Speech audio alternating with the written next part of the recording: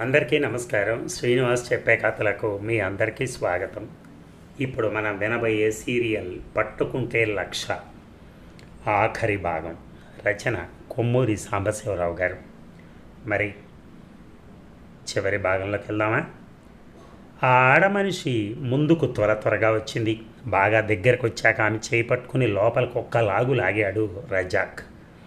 సరిగ్గా అదే సమయానికి ఎవరో పక్క నుంచి రజాక్ చేయి పట్టుకుని లాగారు. ఆమెను రజాక్ ఒక్క తోపు తోశాడు లోపలికి. ఆమె గదిలోకి వెళ్ళి పడింది. రజాక్ను గట్టిగా పట్టుకొని లాగుతున్నారు. తలుపు మూసుకుంటోంది.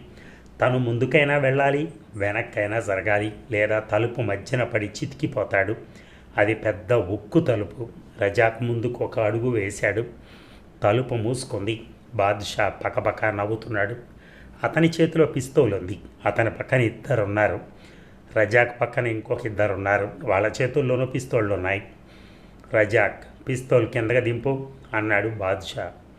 రజాక్ చేతిలో పిస్తోలు బాద్షా మీద గురిపెట్టుంది. దింపను, నన్ను కాలిస్తే నిన్ను కాల్చేస్తాను అన్నాడు రజాక్. నిన్ను కాల్చాలని అనుకోలేదు. నిన్ను చంపదలుచుకుంటే ఇంత కష్టం దేనికి? ఎప్పుడో చంపేసేవాడిని.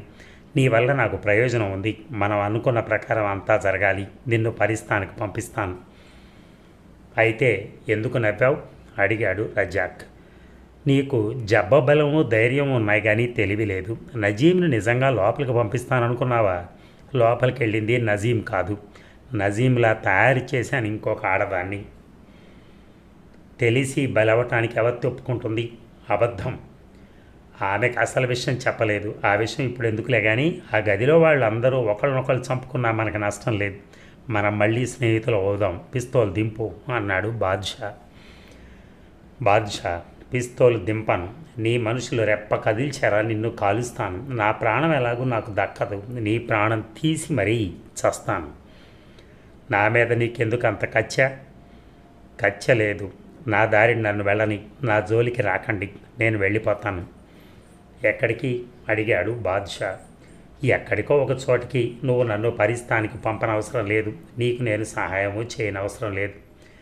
బాద్షా మొహం చిట్లించి సరే నీ ఇష్టం అన్నాడు. నీ మనుషులను నా పక్క నుంచి కదిలి నీ పక్కకు రమ్మను. ఎందుకు? చెప్తాను త్వరగా, లేకపోతే పిస్తోలు పేలుస్తాను. నాకు ఓపిక పోతోంది. నీ మనుషులు నన్ను మళ్ళీ కాల్చినా పర్వాలేదు. ఎలాగో నా ప్రాణం నిలవదు. బాద్షా తన మనుషులను తన పక్కకు రమ్మన్నాడు. వాళ్ళు నలుగురు వెళ్ళి బాద్షా పక్కన నిలబడ్డారు. ఎవరు ఏం చేసినా పిస్తోలు పేల్చి బాద్షాను చంపేస్తాడని వాళ్ళ భయం. బాద్షా, నువ్వు పిస్తోల్ కింద పడేసి ముందుకు జరుగు అన్నాడు రజాక్. ఎందుకు? నీ వీపు మీద పిస్తోలు పెడతాను. ఈ ఇంట్లో నుంచి బయటికి నువ్వు నేను వెళ్దాం అందుకు. సరే అని బాద్షా పిస్తోల్ కింద పడేసి ముందుకు జరిగాడు. వెనక్కి తిరుగు రజాక్ ఆజ్ఞాపించాడు. బాద్షా వెనక్కి తిరిగాడు. రజాక్ పిస్తోలు బాద్షా వీపు మీద ఆనించి పెట్టాడు. ఇప్పుడు నీ మనుషులందరినీ పిస్తోళ్ళు కింద పడేయమను. రజాక్ ఆజ్ఞను పాటించక తప్పింది కాదు. పద అన్నాడు రజాక్. బాద్షా ముందుకు నడిచాడు. గల్లాపెట్టి దగ్గర కూర్చున్న హకీం లేచాడు. హకీంని తలుపు తీయమను రజాక్ ఆజ్ఞాపించాడు. హకీం తలుపు తీశాడు. బాద్షా ముందు వెనక రజాక్ వెళ్ళారు వీధిలోకి. కారులో ఇచ్చి డ్రైవర్ దిగి బాద్షాకి సెల్యూట్ చేశాడు. బాద్షా, నువ్వు డ్రైవింగ్ సీట్లోకి ఎక్కు అని చెప్పాడు రజాక్. నాకు డ్రైవింగ్ రాదు అన్నాడు బాద్షా. అబద్ధం. నిజంగా? అయితే డ్రైవర్ని డ్రైవ్ చేయని, నువ్వు ముందు సీట్లో ఎక్కి నేను వెనక సీట్లో కూర్చుంటాను. బాద్షా డ్రైవర్ పక్కన కూర్చున్నాడు. రజాక్ వెనక సీట్లో కూర్చొని పిస్తోలు బాద్షా మీద గురి పెట్టుంచాడు.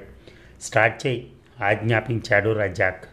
కారు కదిలింది. వీధులన్నీ నిర్మానుష్యంగా ఉన్నాయి. అది అర్ధరాత్రి.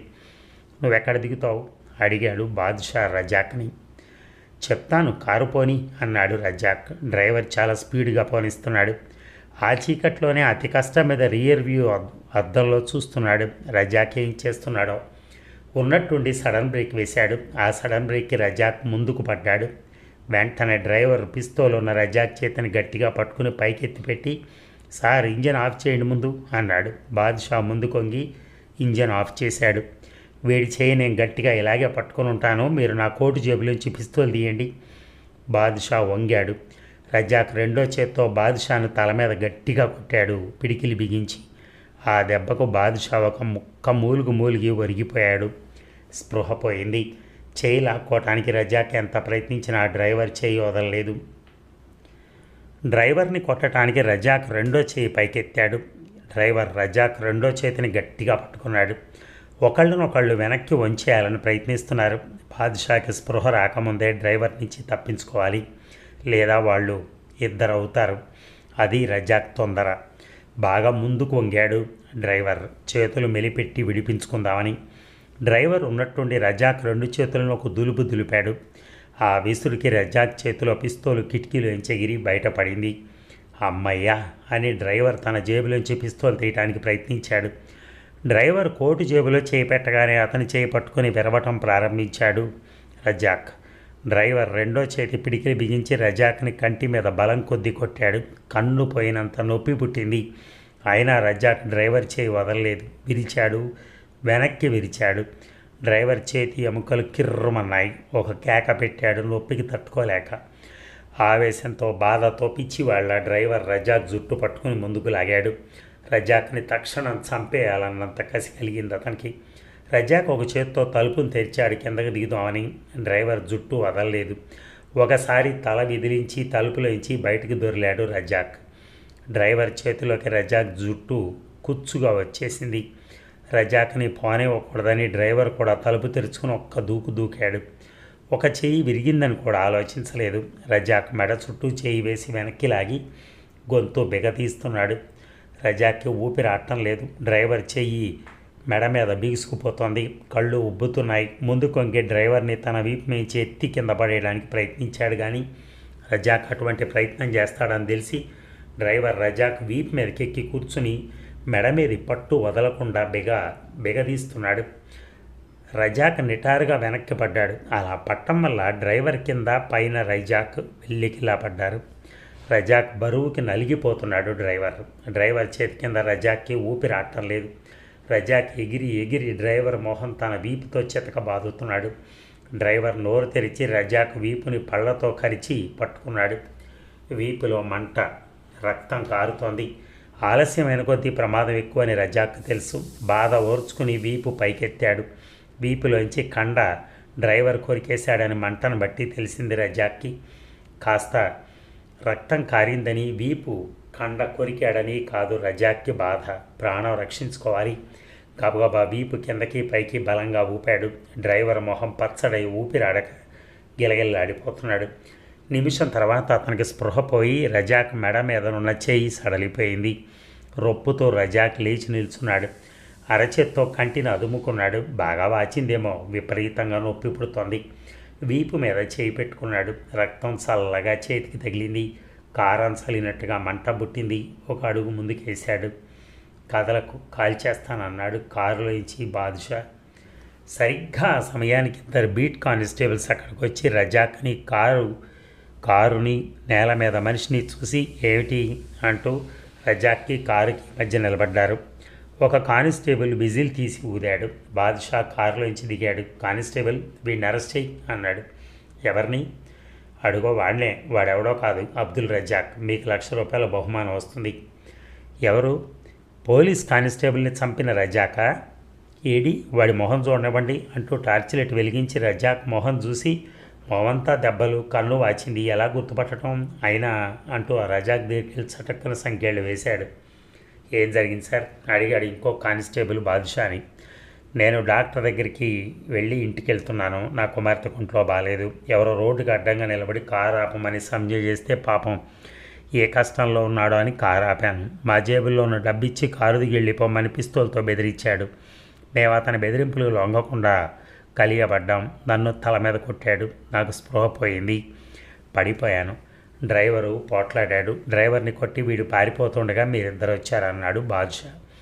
నేల మీద పడున్న డ్రైవర్ మూలుగుతున్నాడు. బాదుషా డ్రైవర్ దగ్గరికి వెళ్ళి కానిస్టేబుల్ టార్చ్ ఇటు వేయండి అని డ్రైవర్ని పరీక్ష చేసి, పాపం చేతి ఎముక విరిగింది, బాగా దెబ్బలు తగిలాయి. నేను వీడిని తీసుకుని ఆసుపత్రికి వెళ్తాను. మీరు రజాక్ని పోలీస్ స్టేషన్కి తీసుకెళ్ళండి అన్నాడు. వద్దు, అందరినీ పోలీస్ స్టేషన్కి తీసుకెళ్ళండి అన్నాడు రజాక్. అవును, మీరు కూడా స్టేషన్కి వెళ్ళి కంప్లైంట్ రాసివ్వండి అన్నాడు కానిస్టేబుల్. వస్తాను, తర్వాత వచ్చి కంప్లైంట్ రాసిస్తాను, ముందు డ్రైవర్ని ఆసుపత్రికి తీసుకెళ్ళాలి. కానిస్టేబుల్, నా పేరు బాద్షా, నా కార్ నెంబర్ రాసుకోండి, నమ్మకపోతే నా విజిటింగ్ కార్డ్ జేబులో ఉంది, ఇస్తాను. కానిస్టేబుల్, అతని పేరు బాద్షా, నిజమే, వీడు పరిస్థాన్ గూఢచారి. ఇప్పుడు మీరు అతను వదిలితే దేశానికి చాలా ప్రమాదం, తర్వాత మీ ఉద్యోగాలు ఉడతాయి, మీకెందుకు ఆ బాధ్యత, స్టేషన్కి తీసుకెళ్తే ఇన్స్పెక్టరే చూసుకుంటారు. ఇప్పుడు నేను పోలీస్ స్టేషన్కి వస్తే ఈ డ్రైవరే ఇంకా గతేయంగాను అడిగాడు బాద్షా. ఆలోగా చావడం, అక్కడి నుంచి అంబులెన్స్లో ఆసుపత్రికి పంపించవచ్చు అన్నాడు రజాక్. అంతేకాదు, నేను రజాక్ని కాను, నేను ఈ వీధిలో వెళ్తుంటే వీళ్ళు నా మీద పడ్డారు. నేను ఆవడి ఫ్యాక్టరీలో ఉద్యోగిని, రక్షణకు సంబంధించిన రహస్యాలు చెప్పమని నన్ను బెదిరించారు, అందుకని పోట్లాట జరిగింది. కానిస్టేబుల్, నేను కంప్లైంట్ చేస్తున్నాను, కంప్లైంట్ చేసిన పార్టీలను పోలీస్ స్టేషన్కి తీసుకెళ్ళటం మీ బాధ్యత అన్నాడు రజాక్. ఇద్దరు కానిస్టేబుల్స్ చిన్న చర్చ జరిపి, ఆల్ రైట్, అందరం స్టేషన్కి వెళ్దాం, అక్కడ ఇన్స్పెక్టర్ చూసుకుంటారు అన్నారు. ఇక అబ్దుల్ రజాక్ దొరికాడని, బాద్షా అనే అతను పట్టించాడని, బాద్షా కూడా పోలీస్ స్టేషన్లోనే ఉన్నాడని వెంటనే కమిషనర్కి ఫోన్ చేయండి సార్జెంట్ అన్నాడు అబ్దుల్ రజాక్ నైట్ డ్యూటీలో ఉన్న సార్జెంట్తో. సార్జెంట్ రజాక్ను పరీక్షగా చూసి తల ఊపి టెలిఫోన్ తీశాడు. అదంతా మీరు తర్వాత చేయొచ్చు, నేను త్వరగా ఇంటికి వెళ్ళాలి, మా అమ్మాయి కొంట్లో బాగాలేదు అన్నాడు బాద్షా. సరే సరే, మాకు పై అధికారులు ఇచ్చిన ఆర్డర్ ప్రకారం మేము నడవాలి అన్నాడు సార్జెంట్. అంటే అడిగాడు బాద్షా. అబ్దుల్ రజాక్ పట్టుబడితే రజాక్ని పట్టుకున్న వాళ్ళని పోలీస్ స్టేషన్లో అట్టిపెట్టి పోలీస్ కమిషనర్కి టెలిఫోన్ చేసి ఆ వార్త తెలియజేయమని స్టాండింగ్ ఇన్స్ట్రక్షన్ అని సార్జెంట్ రిసీవర్ తీసి కమిషనర్కి ఫోన్ చేశాడు. ఏమంటున్నారు కమిషనర్ అడిగాడు బాద్షా సార్జెంట్ రిసీవర్ కింద పెట్టగానే. బాద్షాని స్టేషన్లోనే అట్టిపెట్టమని, గాయపడిన డ్రైవర్ని పోలీస్ బందోబస్తుతో ఆసుపత్రికి పంపించమని, రజాక్ ఎక్కడికన్నా వెళ్ళాలన్నా వెళ్ళనివ్వమని, అబ్దుల్ రజాక్ ఏం చెప్పినా ఎందుకు అని అడగకుండా అతను చెప్పినట్టు చేయమని చెప్పారు అన్నాడు సార్జెంట్. What is this?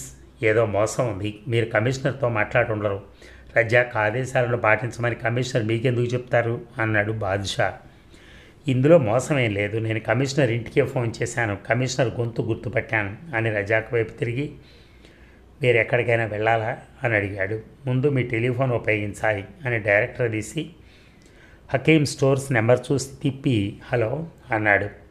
అవతల హకీం గొంతు వినపడింది. సరిగ్గా బాద్షా లాగా గొంతు మార్చి నేను బాద్షాని అన్నాడు రజాక్. చాలాసేపటి నుంచి కాచుకున్నాను అన్నాడు హకీం అవతల నుంచి. మన ప్లాను మార్చవలసి వచ్చింది హకీం, ఆ గదిలో ఉన్న ఫైల్స్ కావాలి. ఎలా వస్తాయి? లోపల వాళ్ళు ఉన్నారు, రాణిస్తారా? మనల్ని రానివ్వరు నిజమే, కానీ రజాక్ని లోపలికి రాణిస్తారు వాళ్ళు. కాసేపట్లో రజాక్ వస్తాడు, రజాక్ని వెళ్ళని, ఆ కాగితాలు తీసుకుని వస్తాడు అని చెప్పి టెలిఫోన్ పెట్టేశాడు.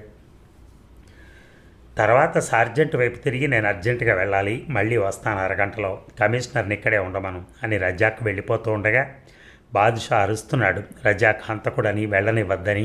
సార్జెంట్ నవ్వుతూ చూస్తున్నాడు. ఇక నీకు బాద్షాకి మళ్ళీ స్నేహం అయిందన్నమాట. రజాక్ నవ్వుతూ తలూపాడు.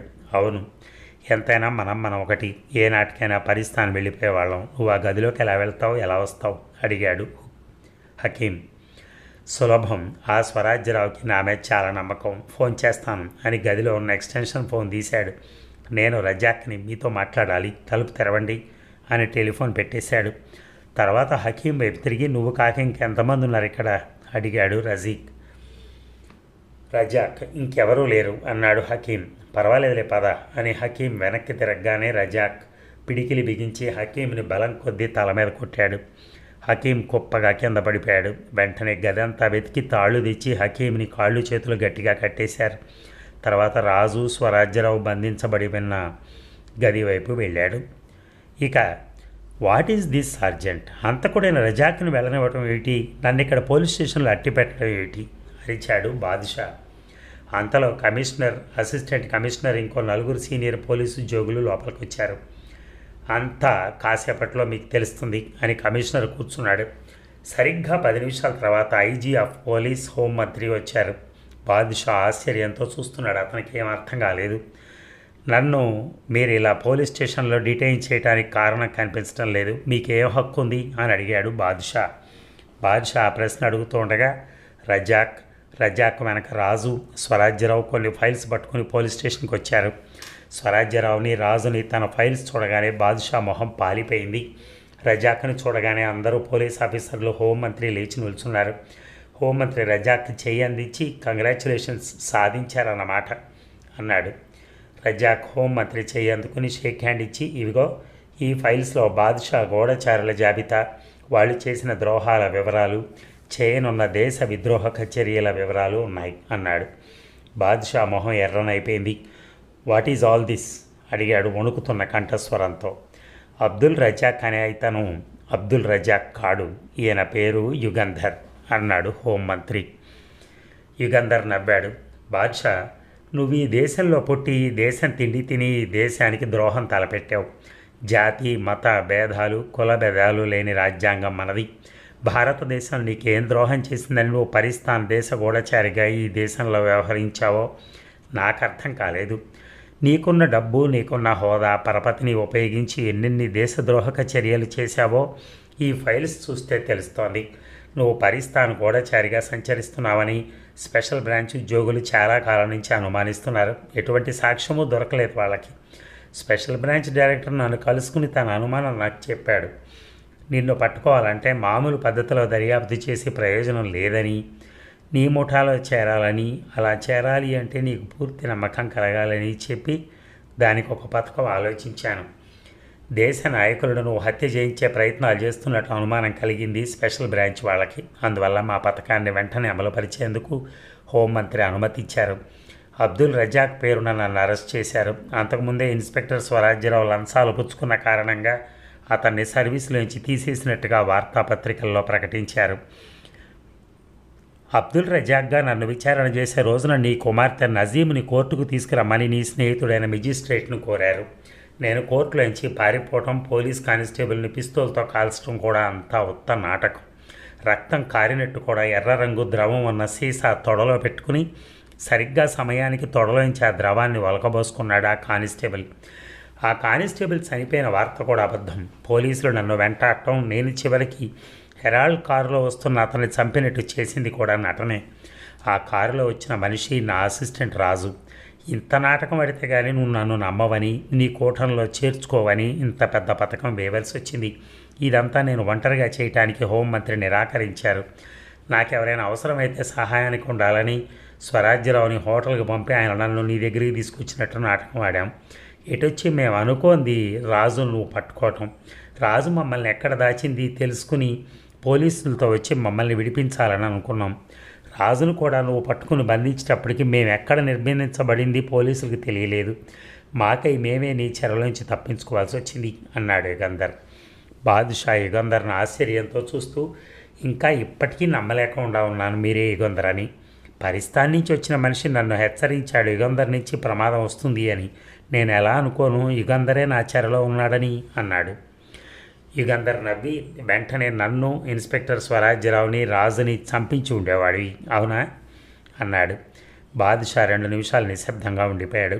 తర్వాత గొంతు సవరించుకుని, నేను క్షమాపణలు చెప్పుకోవటం లేదు, చెప్పుకునే ప్రయోజనం లేదు, కనికరం చూపించమని కూడా అడగను, అడిగి ప్రయోజనం లేదు. నేను ఒకే ప్రశ్న అడుగుతాను, నా కుమార్తె నజీమ్ని ఏం చేస్తారు అన్నాడు.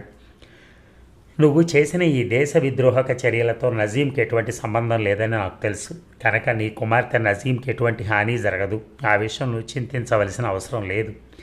నజీం నీ కుమార్తె అయినంత మాత్రాన ఆమెను ఎందుకు శిక్షిస్తాను అన్నాడు యుగంధర్, ఇంకొక చిన్న కోరిక. నా కుమార్తె నజీం మీ అసిస్టెంట్ రాజును నిజంగా ప్రేమించింది. అతన్ని పెళ్లి చేసుకోవటానికి నా అనుమతి కోరింది. నేను అప్పుడు నిరాకరించాను. ఇప్పుడు నాకు ఎటువంటి అభ్యంతరం లేదు. వారిద్దరినీ అని చటుక్కున ఆగిపోయి, రాజు నజీం మీద చూపించిన ఆపేక్ష కూడా నాటకం అయితే తప్ప అన్నాడు నీరసంగా. ఏమో, ఒక్కొక్కప్పుడు లేని ఆపేక్ష నటించిన తర్వాత అది నిజమైన ఆపేక్ష కింద మారచ్చు. ఆ విషయం రాజుకి నజీంకి వదిలేద్దాం అన్నాడు యుగంధర్. ఇక నజీం ఏడుస్తోంది. రాజు నజీం తల నిమిరాడు. నజీం అన్నాడు. నీళ్లతో నిండిన కళ్ళను పైకెత్తింది. నాన్నగారు దేశద్రోహులని, ఆయనకు మరణశిక్ష విధిస్తారని వింటేనే గుండె బద్దలవుతోంది రాజు.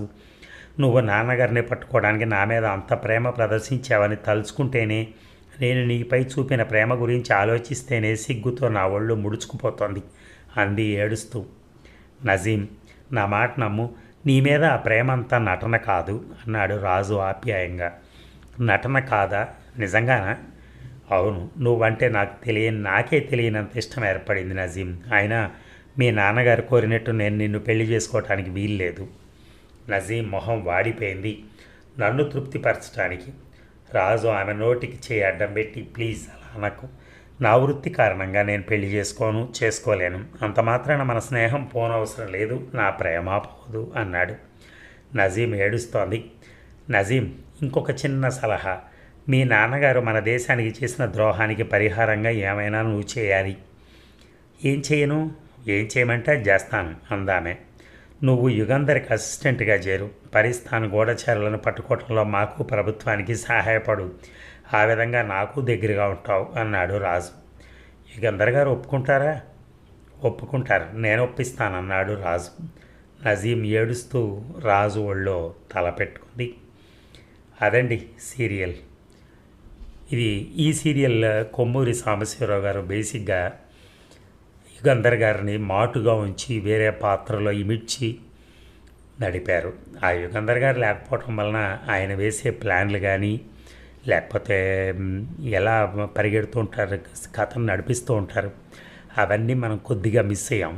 కానీ చివరిలో ఒకరిద్దరు శ్రోతలు వినేవాళ్ళు ఒకళ్ళిద్దరు అన్నారు, వాళ్ళే అయి ఉండొచ్చు యుగంధర్ అని చెప్పని. నేనెందుకో ఆ టైంలో నమ్మలేదు. ఎందుకంటే క్యారెక్టర్ అలా ప్రవర్తించట్లేదు అనే ఉద్దేశం కావచ్చు. ఏది ఏమైనా యుగంధర్ అల్టిమేట్లీ లాస్ట్లో ఎంటర్ అయ్యి కథని వాళ్లకు సుఖాంతం చేసుకున్నాడు. రౌడీలకి కానీ అలాగే ఆ స్మగ్లింగ్ చేసే వాళ్ళందరికీ ఒక సింహ స్వప్నం అయ్యాడు మళ్ళీ.